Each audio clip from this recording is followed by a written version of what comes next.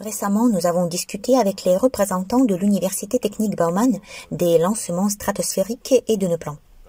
La fin de l'année passée, nous avons effectué une sorte de lancement d'usine interne.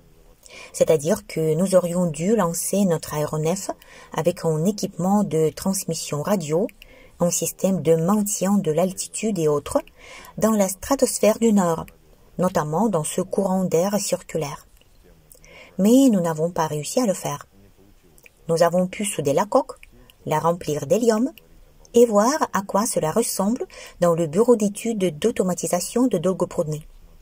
Ensuite, nous avons essayé de lancer la même coque dans la ville de Kerjach. C'était en fait la première expérience russe de création d'une telle coque. Et là, la valeur de l'événement lui-même n'était même pas de lancer l'aéronef, même s'il a vraiment été lancé, cependant il ne s'est pas envolé trop loin et nous avons dû le retourner. La préparation du lancement est également un processus technique très sérieux. La coque s'est avérée assez tendre et elle a commencé à se déchirer durant le vol. Voici l'une des hypothèses que nous avons eues. Certains experts disent que la coque n'est pas aussi tendre, cependant il est impossible de la gonfler d'abord, puis de la dégonfler, de la plier 20 fois et de la déplacer. Oui, c'est le cas pour les coques américaines et japonaises. Vous avez acheté une coque et vous n'avez qu'une chance de la remplir et de la lancer. En ce qui concerne notre coque, nous l'avons soudée pour la rendre super forte et nous pensions qu'il ne lui arriverait rien. Mais non. Nous avons modifié le processus technique et soudé un nouveau film. Tout récemment, nous avons discuté des délais de nos prochains lancements. Le premier dirigeable nommé Aorus. Le premier dirigeable, comme nous l'avons prévu au tout début et comme nous l'avons déclaré en août 2024, sera celui de 2000 mètres cubes. Nous ne l'avons pas encore présenté à l'entreprise Aorus pour travailler ensemble sur cette conception. Nous avons des arrangements avec eux, mais il y a une nuance. Cette nuance est plus liée à notre organisation interne de travail qu'à Aorus. Ils ont la tâche de faire en sorte que beaucoup de produits de pointe soient produits sous leur marque et une fois que nous serons prêts, nous reprendrons ce travail que nous avons mis en pause pour le moment. Donc il y a une option que le premier dirigeable ne sera pas celui d'Aorus. Nous avons juste remplacé le propulseur. Nous avons essentiellement envisagé la variante d'utiliser le propulseur d'Aorus, le moteur en termes simples, et cette variante est toujours envisagée. Cependant, nous avons plusieurs questions. Il existe des options qui sont plus simples et moins chères. Et il y a des options offertes par une telle grande coopération, qui a du prestige, etc., mais ce sera plus cher. Attention, une question. Nous ne l'avons pas dit en 2024, nous le dirons probablement présent, plus spécifiquement. Quel genre de propulseur réalisons-nous? Nous le faisons juste pour le mettre au point sur le dirigeable de 8000 m3.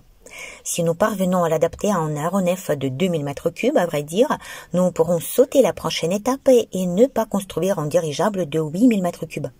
Cependant, nous avons des clients pour ce type de dirigeable qui, nous le rappelons, a une coque souple. Mais nous évoluons plutôt dans le sens d'un grand dirigeable rigide. En général, ces questions-là sont encore ouvertes.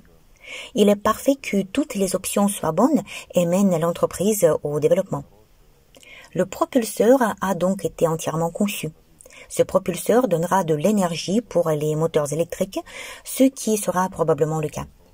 Par conséquent, ce sera un dirigeable de type hybride où l'électricité sera générée à bord avec nos groupes motopropulseurs et les moteurs électriques créeront la traction. Il s'agira de moteurs électriques à haute fréquence. Là, nous saluons Dmitri Douyounov et ses moteurs électriques asynchrones. Tout se déroule de la meilleure façon possible. Donc, d'ici fin de l'année, nous allons lancer la production de propulseurs. En général, nous avons déjà commencé à en produire une partie. Plus précisément, nous avons commencé à mettre au point le processus technique. Une fois que le processus technique s'améliorera, une partie du propulseur sera déjà produite. À ce stade, nous allons probablement commencer à parler de cette conception. Peu d'entreprises sur la planète produisent quelque chose de similaire et nous pouvons rivaliser même avec eux dans ce sens. Mais nous n'allons pas anticiper sur les événements. Nous attendons que tout soit définitivement réglé et que nous puissions être sûrs que le processus technologique soit maîtrisé.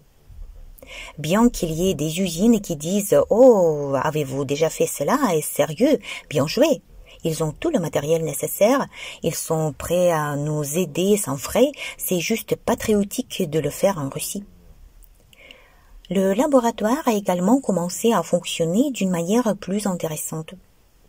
Cette année, peut-être même au cours du premier semestre, le laboratoire pourra déjà devenir rentable et autofinancé. Nos collègues ont trouvé un créneau et dans ce créneau, ils commencent à produire des équipements de haute technologie pour lesquels nous avons une demande incroyable dans l'industrie dans notre pays. Cette demande n'est pas fermée. Les gens tentent de livrer ces matériels dans le pays par le biais de l'importation parallèle. À noter qu'ils sont produits à l'étranger par lot limité. Par conséquent, c'est très compliqué de les acheter et de les livrer en Russie. Autrement dit, nous avons trouvé un déficit qui peut être comblé. Bientôt, la production sera établie dans le cadre du laboratoire, qui, bien sûr, pourra ainsi devenir rentable. C'est une bonne nouvelle. C'est intéressant. Et cette même unité qu'il crée sera nécessaire pour le système de changement de flottabilité sur les grands dirigeables. Ce système de changement de flottabilité est expérimental. Il n'existe qu'en théorie. On ne peut pas l'appeler hypothétique car de nombreux principes physiques sont connus. Il est plutôt théorique, mais personne ne l'a encore testé. Le chauffage au plasma et le refroidissement du gaz porteur ont déjà été testés dans de petits volumes, selon certains principes. Nous avons nos propres idées et développements.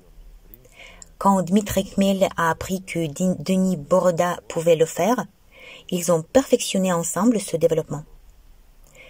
Et voilà, nous avons commencé à produire. Eh bien, ne pas produire, mais développer cette idée.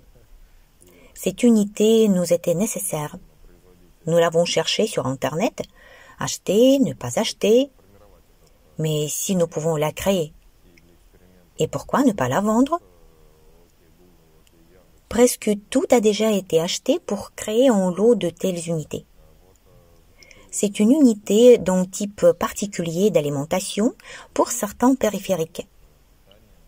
Et ce qui est drôle, c'est que notre bureau se trouve dans le bâtiment de l'ancienne usine de radio.